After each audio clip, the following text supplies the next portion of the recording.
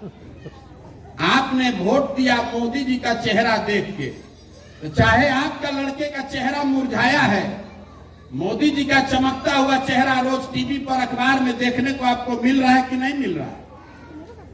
आपने वोट दिया गुजरात में विकास का कहानी सुन के, तो गुजरात में विकास हो रहा है और आपके बच्चे जाकर गुजरात में मजदूरी कर रहे हैं कि नहीं कर रहे हैं? तो किस बात पर आपने वोट दिया है जो काम नहीं हो रहा है? आपने अपने बच्चों के पढ़ाई के लिए वोट नहीं दिया, आपने आपको जमीन मिले इसके लिए वोट नहीं दिया, आपने यहाँ फैक्ट्री रोजगार लगे इसके लिए वोट नहीं दिया। तो जिस चीज के लिए आपने वोट दिया नहीं है वो आपको मिलेगा कैसे?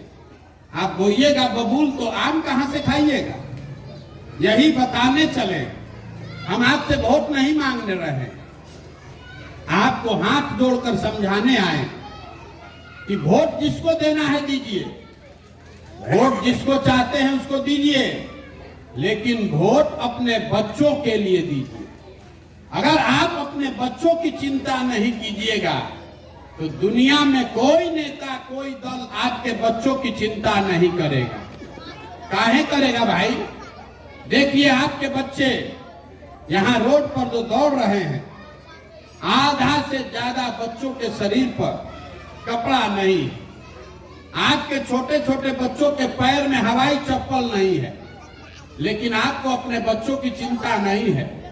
आपके हर घर से आपका जवान सवान, आपका बेटा, आपका पति मजदूरी करने के लिए बाहर गया है, ट्रेन में, बस में भेड़ बकरी की तरह बैठ के यहाँ से जानवर की तरह लोग जा रहा है। 15,000 रुपया के लिए 12-12 घंटा अपना हाड़ गला रहा है कि घरे 6,000 भेजेंगे तो हमारा बाल बच्चा खाएगा। और आपसे पूछ रहे हैं कि वोट क्यों दिए थे? तो आप कह रहे हैं कि गौवा में सब दे रहा था तो हम भी दे दिए।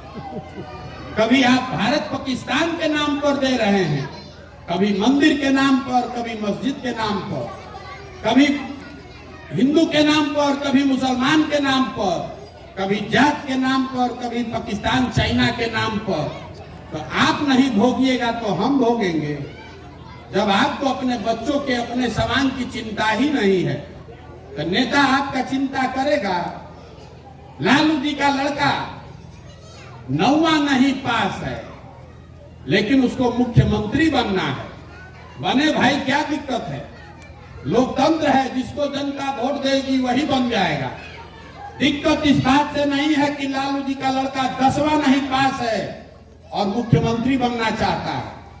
दिक्कत इस बात से है कि आपका लड़का बीए कर लिया, एमए कर लिया, उसको चपरासी का भी नौकरी नहीं है और आपको उसका चिंता ही नहीं है। आप तो धर्म का झंडा लेकर घूम रहे हैं, आप जात का झंडा लेकर घूम रहे हैं। तो आपका बच्चा भिखार बनकर मजदूर नहीं बनेगा तो क्या बनेगा?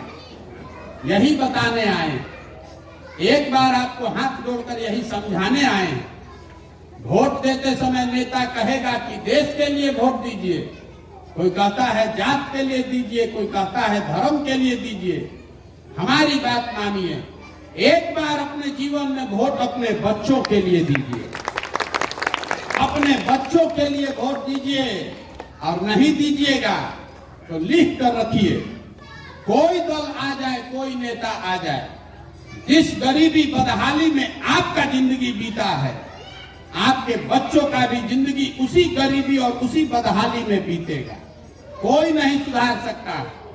और आज की प्रशांत किशोर बहुत पढ़े लिखे होशियार हैं, ये सुधार देंगे। अरे भैया, एक प्रशांत किशोर को छोड़िए, 10 प्रशांत किशोर आ जाएंगे तब भी ये सुधरने वाला नहीं। जब तक आप नहीं सुधरिएगा तब तक कोई बिहार को नहीं सुधार सकता। गांव में हम जाते हैं तो कहता है कि मुखिया जी बहुत चोरी कर रहे हैं। मुखिया जी का चुनाव हुआ तो 500 रुपया लेके वोट दिए आप, मुर्गा भात खाकर वोट दिए आप, रात में पाउच पीकर वोट दिए आप। तो मुखिया चोर नहीं होगा तो हरिश्चंद्र होगा। 500 रुपया में आपने अपना ईमान बेचा है तो चोरों का मुखिया वो अपना ईमान 5,000 रुपया में बेच रहा है। चोर समाज ईमानदार नेता नहीं पैदा कर सकता। आप अपना ईमान पहले पक्का कीजिए, अपने लिए नहीं तो कम से कम अपने बच्चों के लिए ईमान सही कीजिए। अपने वोट की कीमत समझिए। आपके वोट की कीमत नाली गली नहीं है। आपके वोट का कीमत 5 किलो अनाज नहीं है। आपके वोट का कीमत राम मंदिर नहीं है। आपके वोट का कीमत है आपके बच्चों का भविष्य। वो जब पढ़ेंगे उनको रोजगार मिलेगा तब ना आपका जीवन सुधरेगा। हमारे दादा बैलगाड़ी चलाते थे, मजदूर थे। अपने सब बच्चों में एक बच्चे हमारे पिताजी को पढ़ाया तो हमारे बाबूजी डॉक्टर बने। हमारे बाबूजी ने हमको पढ़ाया है तो अब ना हम खड़ा होकर बोल रहे हैं। आप अपने बच्चों को पढ़ा ही नहीं रहे, उसको मजदूर बनाने के लिए भेज रहे, तो आपका जीवन कैसे सुधरेगा? संकल्प लीजिए कि आधा पेट खाएंगे लेकिन फिर भी कम से कम एक बच्चा को परिवार में जरूर पढ़ाएंगे, तब न सुधरेगा।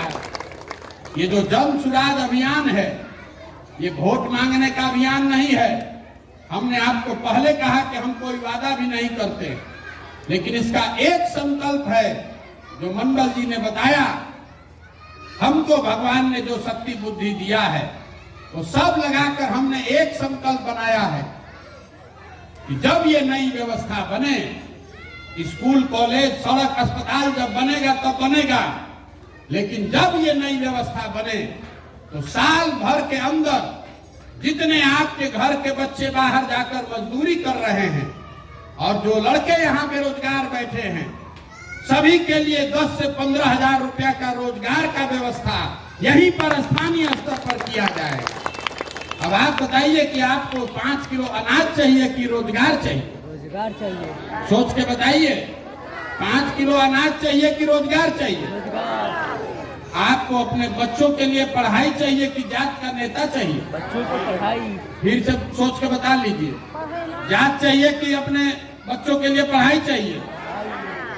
तो यही मंत्र याद रखिए, वोट अपने बच्चों के लिए दीजिए, नेता और दल के लिए नहीं।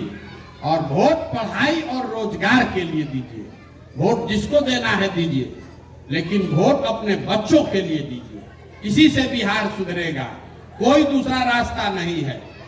गांधी जी ने वोट लेकर देश को आजाद नहीं कराया, गांधी जी ने समाज को जगाया।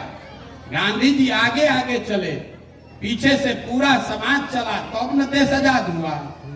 तो अगर आप बिहार को गरीबी से, भ्रष्टाचार से, बेरोजगारी से आजादी दिलाना चाहते हैं तो सबको अपने अपने बच्चों के लिए खड़ा होना पड़ेगा, नहीं तो नहीं सुधरेगा।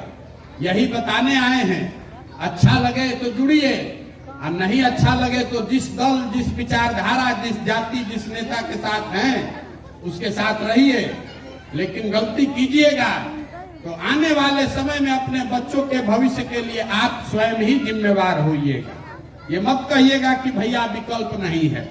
अभी आपके पास अवसर है विकल्प बनाने का। आपके पास पैसा नहीं है तो कोई बात नहीं है, संसाधन व्यवस्था नहीं है तो कोई बात नहीं है। पैसा, व्यवस्था, संसाधन सबका चिंता आप अपने भाई, अपने बेटे प्रशांत किशोर पर छोड़िए, लेकिन अपने बच्चों के लिए खड़ा होइए।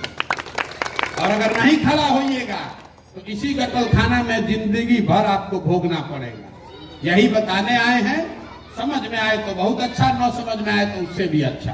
अब एक बार नारा लगाकर एक खत्म करेंगे। मैं बोलूंगा जय बिहार, आपको बोलना है जय जय बिहार, जय बिहार। एक तबका के आदमी में हंसने दम है। जय बिहार, जय बिहार, जय बिहार। बहुत बहुत धन्यवाद।